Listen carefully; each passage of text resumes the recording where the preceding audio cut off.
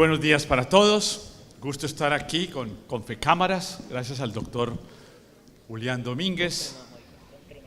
Me ha pedido el doctor Domínguez que dé la visión que desde ANIF tenemos sobre la situación macrofinanciera y fiscal de Colombia en 20 minutos, lo cual trataré de cumplir. Y el doctor Reina, desde FEDesarrollo, seguramente estará complementando muchos de los puntos que se me quedan por fuera o comentando temas que desde ANIF y FEDesarrollo llevamos tiempo analizando. Tengo tres temas centrales. Primero, ¿cuál es el entorno global? Segundo, en particular, cómo vemos a Colombia en su desempeño y en sus riesgos de pérdida del grado de inversión si Colombia no se aplica en todas las líneas que el presidente Duque tuvo oportunidad de comentar en la mañana de hoy. Y por último, un tema muy cercano a este foro y a Confecámaras, todo el tema de descentralización y cuál es el papel que está haciendo Confecámaras como el brazo aglutinador de esa descentralización y del impulso que se le viene dando a las pymes. Brevemente, lo que ustedes ya saben, Estados Unidos curiosamente atraviesa por un buen momento.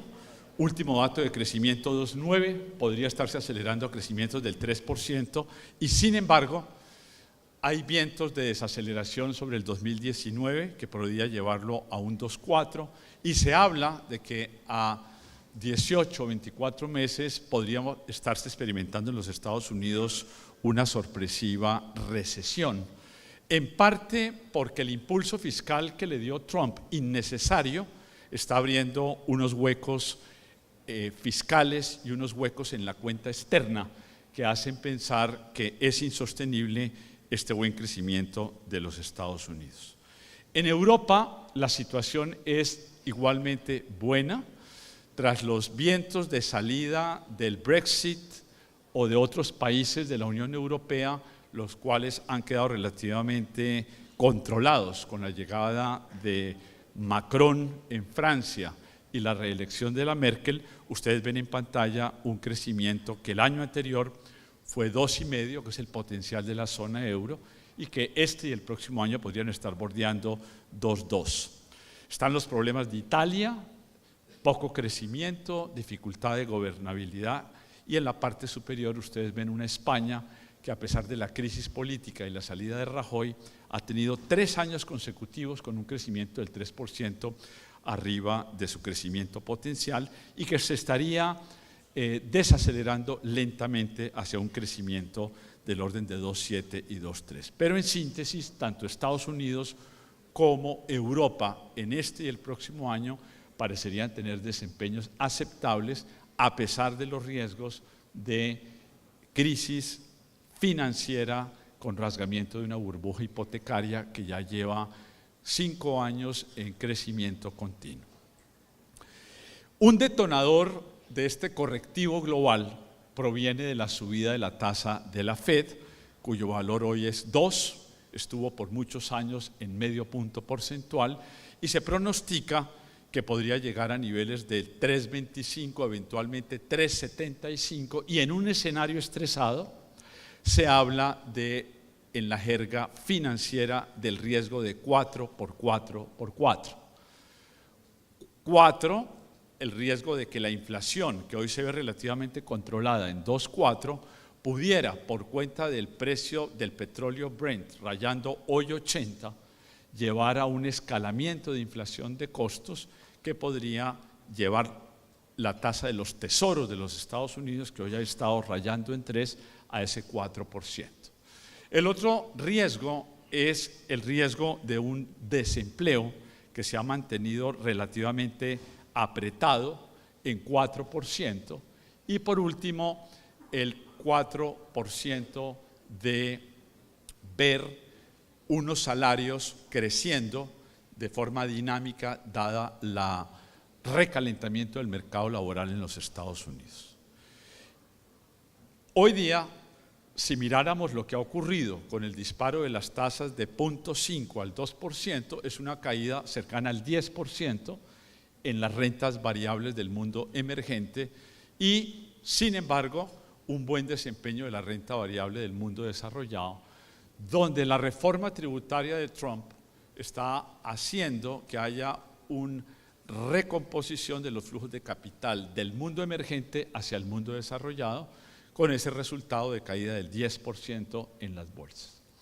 En el último mes hemos visto un conato de crisis y de contagio proveniente de los déficits gemelos muy elevados en Turquía, la problemática de Argentina de tipo estructural que mencionaba el profesor Alesina y los riesgos geopolíticos tan serios que enfrenta Brasil, que en este semestre estará definiendo si quiere continuar con su esquema insostenible populista o si le van a dar una oportunidad al candidato de centro que parecería ser el que mejor podría hacer las políticas para enderezar una economía maltrecha.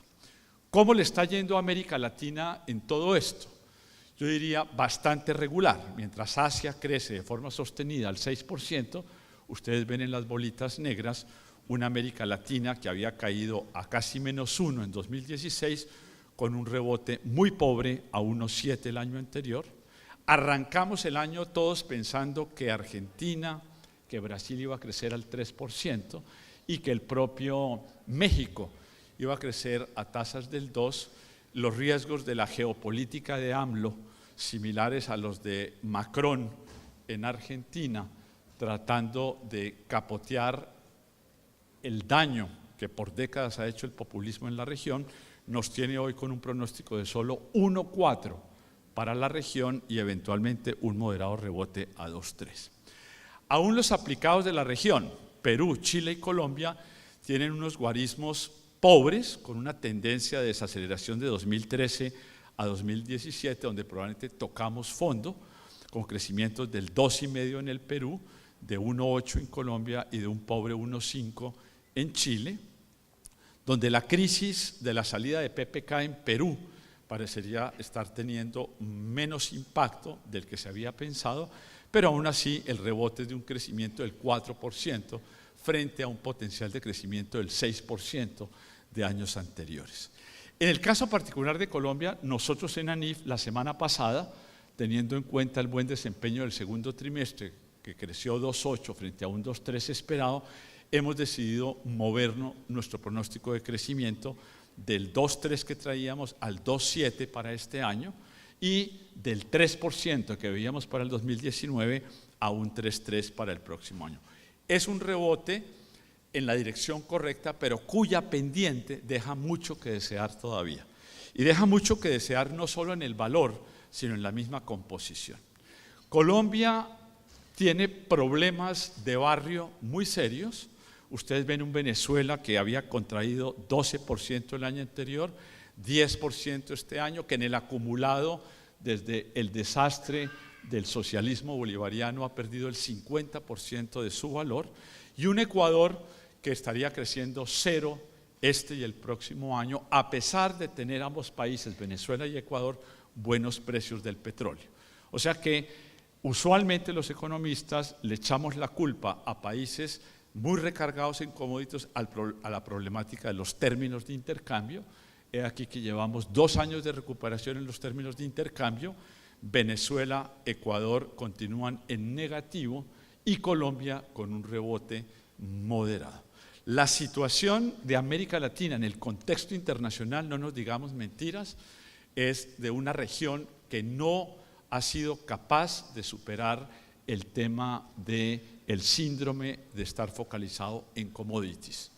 No hemos sido capaces de generar esas clusters, esas cadenas de valor que nos permitan impulsar y diversificar nuestras exportaciones. Seguimos siendo víctima de si el precio del petróleo, con el tema de la guerra comercial y de la OPEP, va a ser capaz de sostener niveles de 70 o 75, y esto nos puede llevar a una altísima volatilidad con unos riesgos cambiarios importantes como los que hemos visto en el caso de Brasil a 4,20 o la gran devaluación de Argentina que retroalimenta una inflación de costos. Cuando hace 5 años se acuñó el tema de los 5 emproblemados, Colombia no estaba en ese club. Se referían a Turquía, que en los meses recientes ha tenido una devaluación contra el dólar como aparece allí, una pérdida de 1-3 en el valor contra el dólar.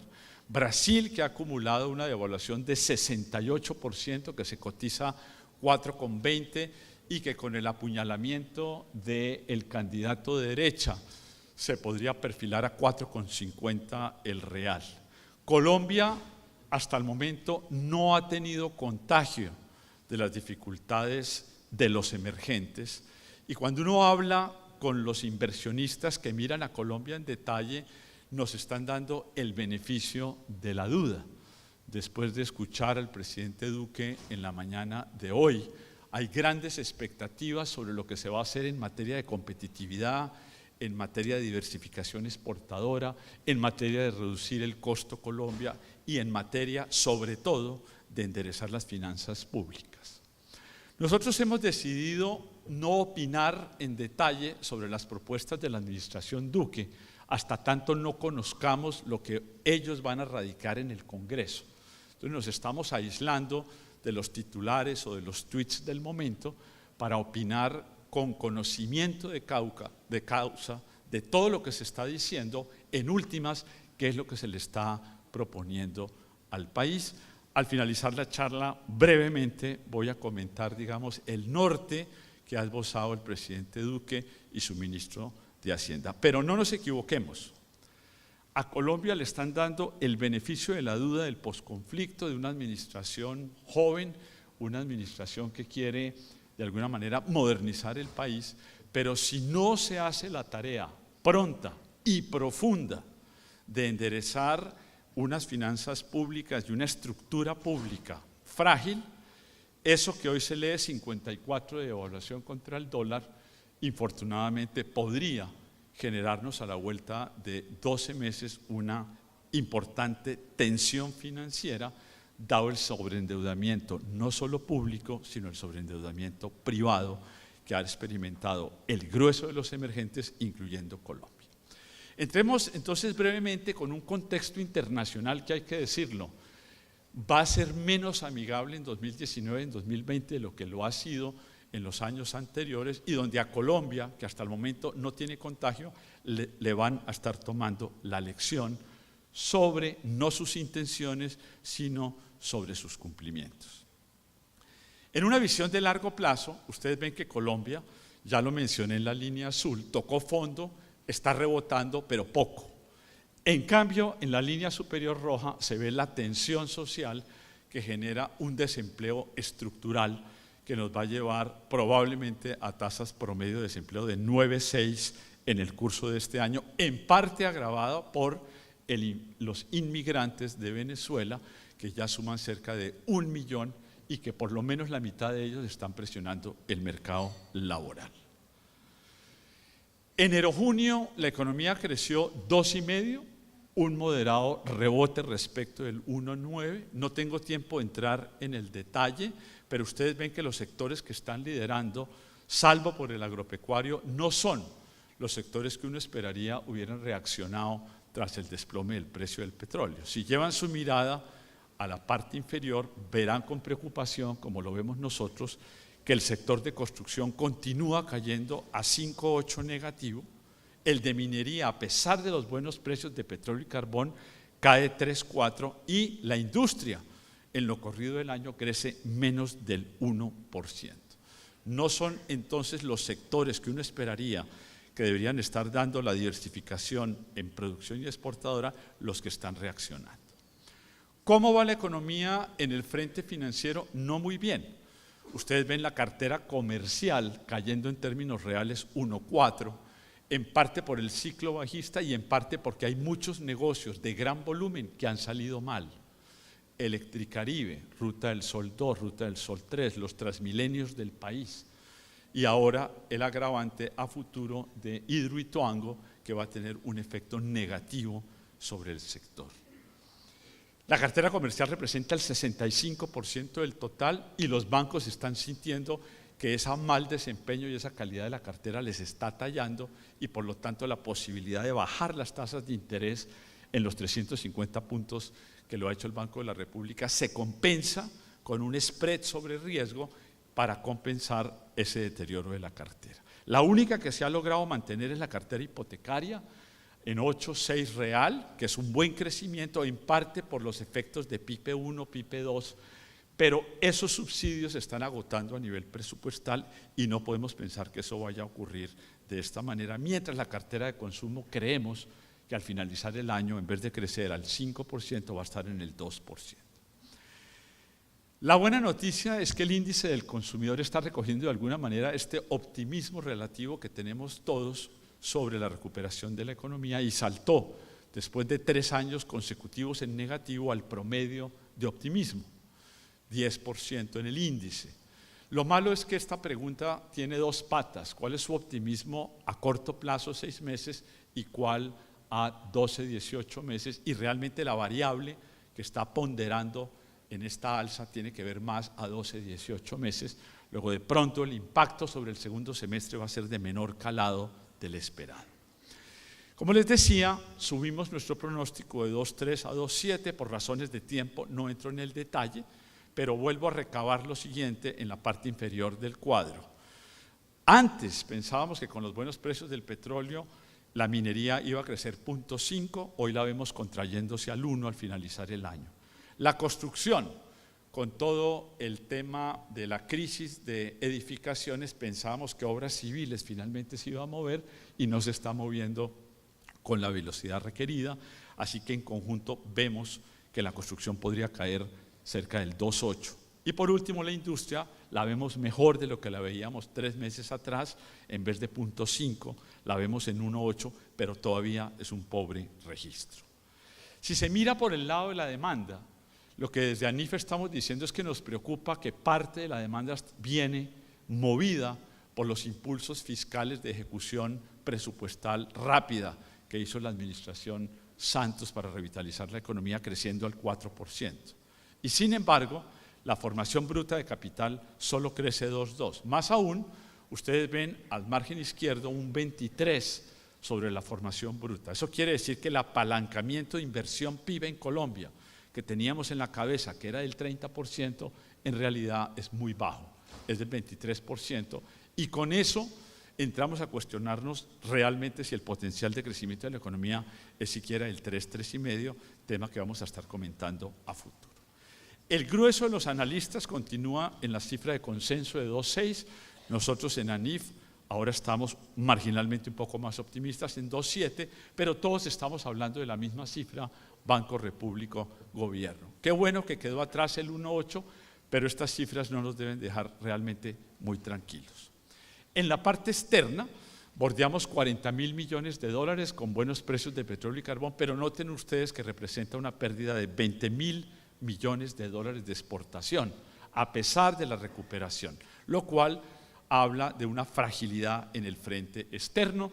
Creemos que la cuenta externa, que antes la veíamos en 2,8, ahora la estamos viendo en 3,2, con un primer semestre de un pobre desempeño, un déficit de 3,5 que continúa siendo muy elevado. Más aún, la línea verde muestra el faltante en la cuenta comercial, que antes era un superávit cercano al 1 y que hoy es un déficit del -1. Quiere decir que Colombia, después de la crisis del año 2014 en el precio del petróleo, perdió prácticamente 2 puntos de +1, de +1 a -1 en su posición externa. Este gráfico de alguna manera resume la fragilidad de Colombia. El eje vertical es la cuenta externa, el horizontal es el fiscal, y noten cómo en 2015-2016, que teníamos la peor posición en 30 años, solo la hemos corregido marginalmente a una posición que todavía está a la izquierda de los ejes de las líneas rojas, queriendo decir que Colombia, como lo ha dicho Standard & Poor's, probablemente no es un país que merezca estar 2 escalones por encima del grado de inversión. Nos ha dejado en grado de inversión flat y Moody's nos ha puesto en negative outlook para moverse en esa misma dirección. Luego nos están dando el beneficio de la duda, pero si no se hace la tarea en lo externo y en lo fiscal, creo que Colombia podría ser castigada. En la parte positiva, la inflación bajo control, creemos que va a cerrar en 3,3, y ello ha permitido que el Banco de la República reduzca su tasa de interés del 7,5 al 4,25, pero probablemente no la va a poder bajar al 4%, dadas las presiones de costos que tenemos. Los test han tenido un rally muy positivo con este beneficio de la duda, pero probablemente, dada la fragilidad de los déficits gemelos, un fair price sobre los test para algunos analistas está más cerca de 6.75 que del 6.30 actual. Mucho va a depender del correctivo en el frente fiscal, donde cumplir la meta del 3.1 este año parecería ser razonable, dado que se va a usar 0.3 de la multa de la telefonía celular y se ha comprimido, infortunadamente, el componente de inversión, movida no tan inteligente de la administración pasada y que tiene en afugias a la administración Duque, tratando de que no se afecten los proyectos de inversión. De alguna manera, el gobierno, y creo que nosotros los analistas, todos estamos convencidos de que cumplir la meta del 2.4 va a ser prácticamente imposible en el 2019. Por razones de tiempo, no entro en los detalles, pero ustedes nos han escuchado. ¿Cuáles son las propuestas de la agenda que vemos los técnicos que debería la administración Duque encarar? Hemos construido un beta, donde en el numerador ponemos los retornos socioeconómicos de las reformas y en el denominador el riesgo político. Obviamente lo mejor sería el cuadrito verde, tener el mayor retorno de 1 a 5 con el menor riesgo político en el Congreso. Nosotros hemos evaluado que la reforma tributaria arroja un beta de 1.3, resultado de unos retornos de 4 contra un riesgo de 3 ante el Congreso. Y podemos discutir el contenido de esa reforma tributaria, que no va a ser muy diferente del tema de probablemente tener un corporativo estable en 35, nosotros no creemos que se pueda bajar a 28 y consideramos que sería un error hacerlo, porque aunque le gustaría mucho a los empresarios, abriría un roto fiscal muy grande. Una reforma laboral y una reforma pensional que no van a ser nada fáciles de pasar. Tengo ya aquí el tiempo, finalizo con 2 slides sobre el tema de descentralización y pymes. Aquí se muestra el presupuesto del año 2018, donde ustedes ven que las transferencias que debe realizar el gobierno son prácticamente la mitad de todo el gasto que hace, 11 de 24 y sin deuda 19. Finalizo diciendo, el tema del SGP, que son las transferencias a ustedes en los territorios, es de 3.8 puntos del PIB, cayendo de 4, y ustedes, los territorios, tienen la gran problemática de honrar un incremento en los sueldos de los educadores de 12% real y las presiones de salud que mencionaba el profesor Alesina. La tarea no luce nada fácil. Afortunadamente, tienen un gran aliado a nivel regional, donde en la gran encuesta PYME sondeamos de la mano de la Confecámaras y les preguntamos cómo está la situación regional de las pymes. La buena noticia es que se ve un rebote aún en la pequeña empresa y a nivel regional se ve, por ejemplo, que Cali, Armenia y Barranquilla están rebotando, Bucaramanga y el oriente antioqueño tiene dificultades. Cuando se les pregunta a las regiones dónde está la mano amiga, claramente nos dicen que está en la Cámara de Comercio. Un 95% del sector industrial y un 97% del sector comercio ven grandes aliados en la Cámara de Comercio. Por eso, doctor Julián, aproveche ese goodwill que tiene usted con las regiones, donde parece ser usted el líder de esta recuperación de la economía desde las regiones y pasando por las pymes y llegando a la gran empresa. Muchas gracias por su atención. Muy buenos días a todas y a todos. Gracias, doctor Julián Domínguez, por esta invitación a compartir con ustedes algunas ideas sobre la situación actual de la economía. A veces nos solemos encontrar con Sergio Clavijo en foros y tratamos de ver cómo complementarnos y no repetirnos. Espero yo que este aporte complemente lo que acaba de decir el doctor Clavijo. A mí me llamó mucho la atención, ustedes lo vieron, los largos 15 minutos que tardó en salir el presidente Duque de este salón por el entusiasmo que generó su intervención, su presencia y por la cantidad de selfies que la gente se quería tomar con él. Largos 15 minutos con un gran aplauso que muestran que hay un clima favorable, un clima positivo desde la perspectiva del entusiasmo empresarial sobre lo que arranca. Debo recoger, sin embargo, algunos de los elementos que acaba de dar el doctor Clavijo, los voy a reiterar acá, para decir que la economía no se resuelve con una varita mágica ni con un golpe de entusiasmo, y para decir que estamos en una situación en que uno puede ver el vaso medio lleno, pero también medio vacío, con unos riesgos que están bien señalados en la parte fiscal, están bien señalados en la parte externa, en un entorno internacional que está subiendo tasas de interés y por lo tanto castiga los desequilibrios macroeconómicos de economías emergentes. Yo les voy a hablar, en primer lugar voy a puntualizar un poco este mensaje del vaso medio lleno, medio vacío como introducción. Voy a pasar rápidamente por algunos de los indicadores presentes de la economía, algunos de los cuales ya vimos. Me voy a detener un poquito en un ejercicio que hemos hecho en FEDesarrollo sobre la migración venezolana y termino tratando de caracterizarla, tratando de ver cómo es esa migración y qué puede hacer Colombia con ella. Y voy a terminar con un par de reflexiones. Sergio quiso terminar con ellas, según nos lo anunció, sobre la agenda de trabajo del gobierno, quizás en el frente fiscal, en el frente de la reforma tributaria. Yo voy a agregar algo sobre crecimiento, porque parte de ver el vaso medio vacío es que tener un crecimiento potencial de entre 3 y 3,5%, a diferencia de lo que tuvimos durante 12 años, no facilita de ninguna manera seguir avanzando en reducción de la pobreza, seguir mejorando en distribución del ingreso, y por lo tanto el gran dilema que tiene el gobierno en el campo económico, que es hacer un ajuste fiscal, pero a la vez hacer crecer la economía y a la vez hacer política social, que no es un dilema, sino casi que un trilema, es prácticamente insoluble. Por lo tanto, la cosa no es fácil de encarar. Yo no puedo hacer una buena reforma tributaria que me termine satisfaciendo a las calificadoras de riesgo internacional y a la vez generar un crecimiento súbito y a la vez tener recursos públicos para hacer política social que conjure el riesgo de que el gobierno entrante, el próximo gobierno, sea un gobierno populista de izquierda. Ahorita vamos a ver un poco a qué me refiero con eso. Arranquemos, pues ya arranqué hace rato, ya llevo 4 minutos aquí dándole. Arranquemos con 2 reflexiones sobre la situación actual.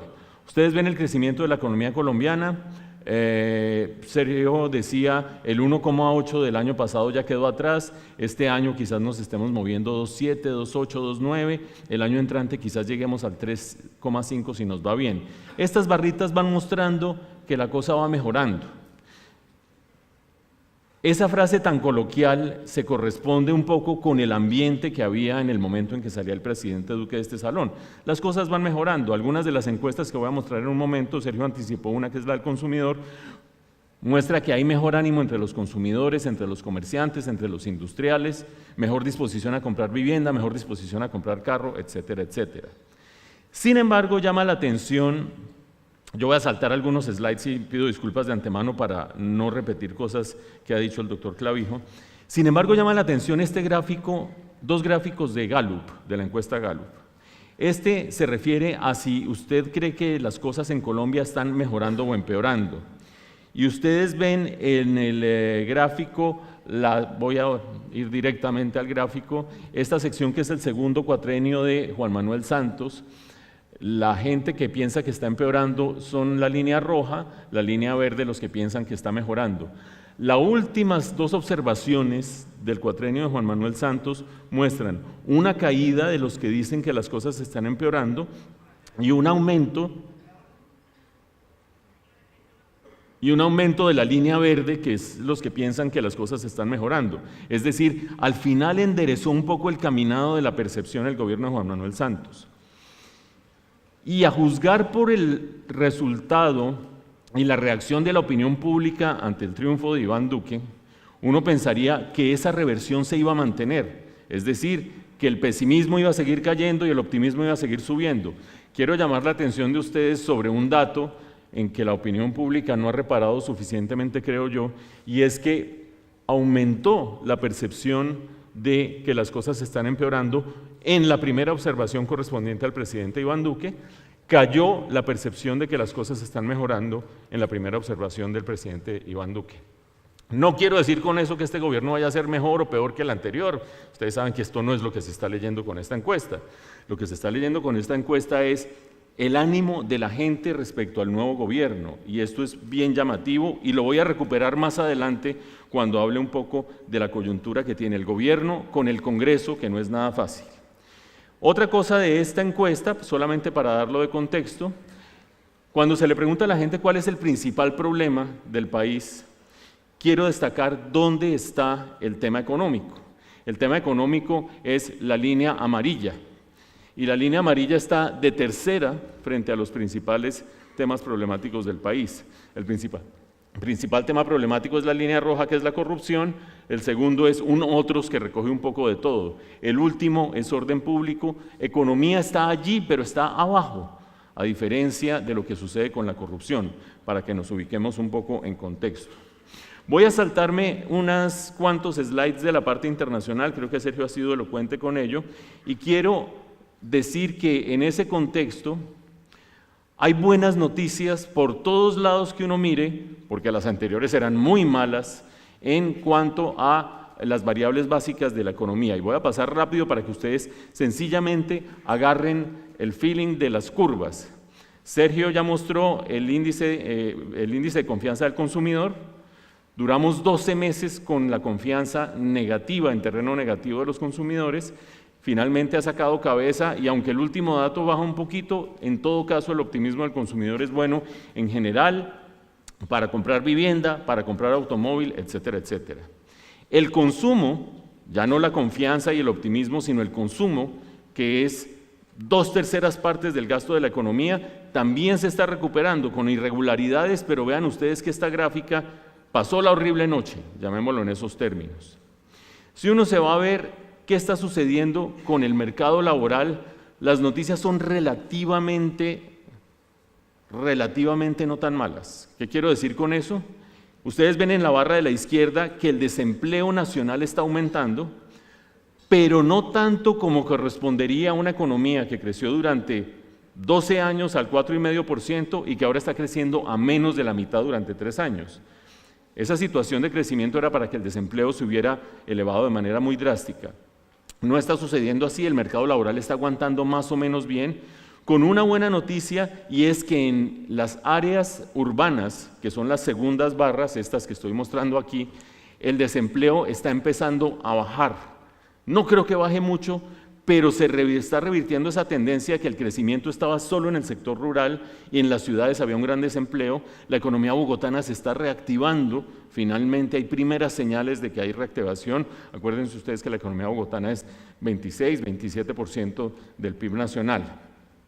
Ahora voy a volver sobre el mercado laboral cuando hable de los venezolanos, pero quiero mostrar más buenas noticias, algunas las dio Sergio. La inflación está dentro del rango objetivo del Banco de la República. ¿Qué quiere decir eso? Que el Banco de la República no se ve estimulado a frenar la economía.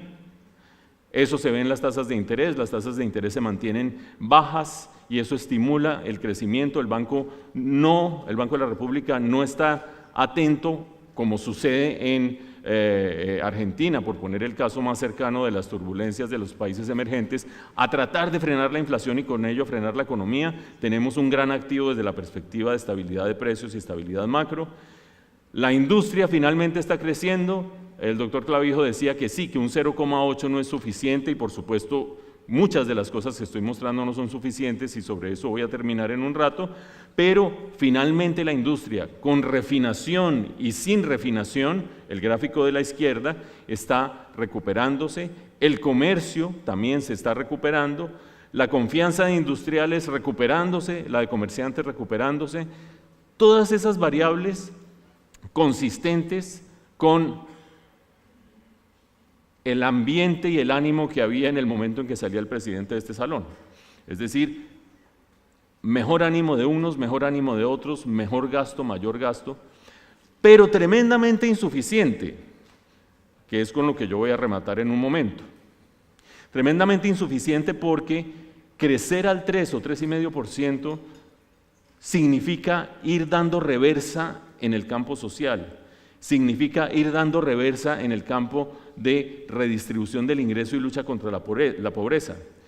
Y acuérdense ustedes, ya no hay reelección en este país, es decir, un gobierno tiene en términos prácticos un poquito más de 3 años, no 4, un poquito más de 3 años, porque ya después, cuando se aproximan elecciones, nadie hace nada, no tiene control político el gobierno, para hacer lo que tiene que hacer. Yo respeto mucho las posiciones políticas de cada cual, pero creo firmemente en que un gobierno populista de izquierda sería absolutamente fatal para este país. Por lo tanto, creo que hay 3 años larguitos para evitar que avance un discurso populista de izquierda en este país.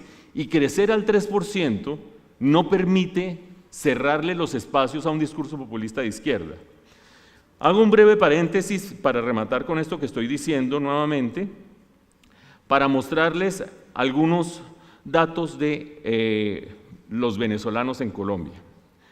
Lo primero que quiero mostrar, bueno, ¿por qué se dio la crisis en Venezuela? Es casi que tan de perogrullo que uno a veces lo ve como parte del paisaje. Vean ustedes, la producción petrolera en Venezuela fue superior al 3 millones de barriles diarios, y estoy hablando de 10 años atrás. En 10 años destruyeron PDVSA, destruyeron la riqueza petrolera de Venezuela. Hoy la producción es 1,4 barriles diarios y bajando. Mientras tanto, el Estado gasta y gasta y gasta y gasta, es su manera, entre otras, de mantener estabilidad política. Eso nos lleva a un déficit fiscal de 20% del Producto Interno Bruto. Tengamos en mente las proporciones. En Colombia podemos estar en los próximos años, dependiendo de reforma tributaria y demás, entre 2 y 3% del Producto Interno Bruto. 20% del Producto Interno Bruto. ¿Que se financia con qué si el petróleo se está destruyendo? Se financia con emisión monetaria. Esta es la oferta monetaria en Venezuela. ¿Por qué el bolívar no vale nada? Vean ustedes la gráfica, porque se emiten y se emiten y se emiten y se emiten bolívares. ¿Y cuál es el resultado de todo eso? Esta hiperinflación. El titular de 1.000.000% de inflación hizo historia hace unas 3 semanas, y 1.000.000% de inflación, cosa que solo se había visto en Zimbabue hace unos 10 años, y en Alemania en la Primera Guerra Mundial hizo historia y va a hacer historia en Venezuela. Con esa situación, no es raro que se esté dando la migración. Estoy diciendo una obviedad. Lo que quizás es menos obvio es el ritmo al que se está acelerando la migración de venezolanos. Estas son cifras, en cifras podemos tener disputas y diferencias de Migración Colombia, las cifras de irregulares, las cifras de Naciones Unidas. Nosotros en FEDesarrollo hemos hecho un ejercicio con la encuesta de hogares del DANE que más o menos se adecua a las cifras generales que hay de otras fuentes, y nos permite hacer 2 o 3 reflexiones. Una de ellas, hasta el año pasado el número de venezolanos en Colombia se duplicaba cada año. Ustedes lo ven allí, de 2015 a 2016 más o menos se duplicó, aumentó 94%, del 16 al 17 más o menos se duplicó, del 17 al primer trimestre del 18 creció 75%. Lo que antes se duplicaba en un año, ahora se está duplicando cada 6 meses o cada 5 meses incluso. Es decir, se está acelerando de esta manera la migración de venezolanos. ¿Hay que cerrar la frontera? Es una decisión inaceptable desde el punto de vista ético para mí, de acuerdo con mi percepción, pero totalmente impracticable desde el punto de vista práctico. ¿Quién va a agarrar 2.200 kilómetros de frontera a cerrarlos cómo? Pero desde el punto de vista ético tampoco tiene sentido. Quiere decir que tenemos que lidiar con esta realidad de la aceleración de venezolanos. Venezolanos que tienen ¿qué características? Primera, son más jóvenes en términos relativos que los colombianos. Vean ustedes el cuadrito rojo de allá. Colombia es lo que nos da la encuesta de hogares en términos de rangos de edad y su distribución estadística. Al lado está migración crisis, que son los venezolanos, ligeramente más jóvenes. ¿Eso es bueno o malo? Eso es bueno. Colombia está perdiendo. Un país en desarrollo como Colombia suele tener mucha gente en edad de trabajar para sostener relativamente poca gente que se está jubilando. Así de simple. Yo produzco y sostengo a los que ya no producen. Cuando los países van desarrollándose y va evolucionando la estructura demográfica, se cierra la parte de abajo, menos gente trabaja y tiene que mantener a más gente que se está jubilando. Y Colombia está perdiendo ese bono demográfico, se está convirtiendo en un país con menos gente en edad de trabajar para mantener más gente que se está jubilando. la llegada de venezolanos, con todos los problemas que tiene en el mercado laboral, desde el punto de vista estructural, en el mediano plazo, constituye una oportunidad de recuperar un poco ese bono poblacional y tener la capacidad de tener más gente en edad de trabajar. Con menor educación que los colombianos,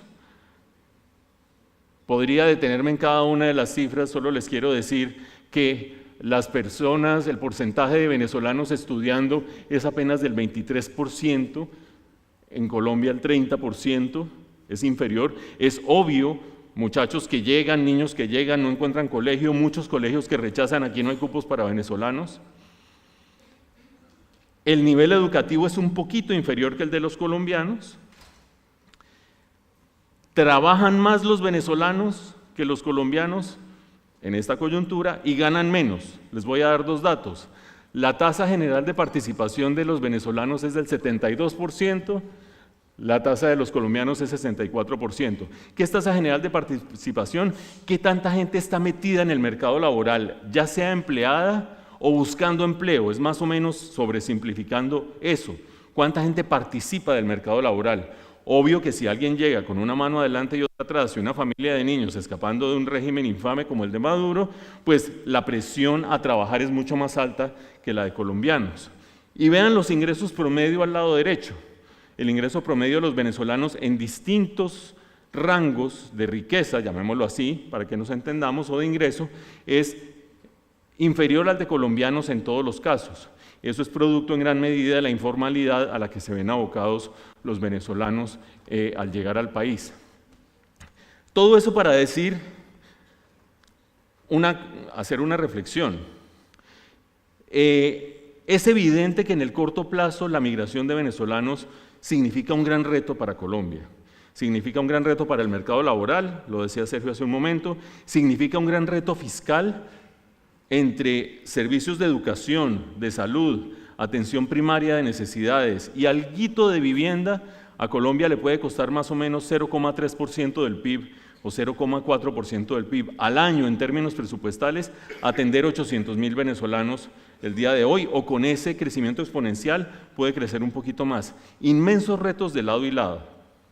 Ahora, si como veíamos allí hay más o menos 200.000 niños venezolanos entre 0 y 13 años en Colombia, que seguramente muy pronto van a ser colombianos, sencillamente porque a esa edad se termina asimilando rápidamente la cultura, más vale que nosotros aprovechemos esa oportunidad, los vinculemos rápidamente al sistema de salud, al sistema educativo y los metamos en la medida de lo posible, a medida que crezcan en el mercado laboral legal, porque hay dos opciones: o tenemos 200.000 nuevos incorporados a la masa laboral en unos cuantos años, o tenemos 200.000 niños pidiendo limosna y eventualmente vinculándose a la delincuencia. Desde esa perspectiva es fundamental, y creo yo que obró bien el gobierno pasado, y este gobierno tiene más o menos la misma línea, formalizar y regularizar a los venezolanos que se vayan a quedar en el país. Es éticamente inadecuado desde mi perspectiva decir se van todos para el diablo, pero es prácticamente imposible o cerrar una frontera o sacarlos a todos. Si se van a quedar y si van a estar aquí, regularicémoslos y vinculémoslos al sistema económico.